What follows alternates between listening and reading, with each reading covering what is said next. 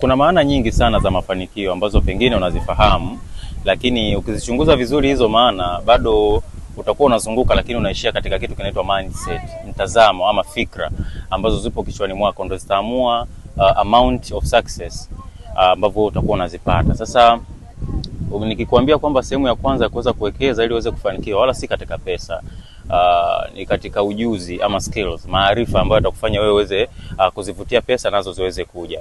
Of course hata tukikupatia biashara, kama hauna maarifa sahihi ufanye biashara gani, hauwezi kufanikiwa.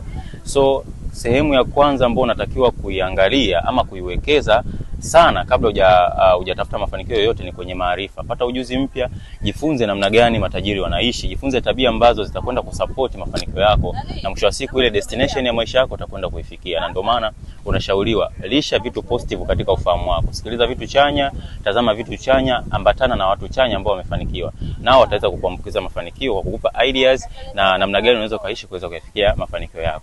Wekeza katika maarifa yako, mafanikio yatakutafuta.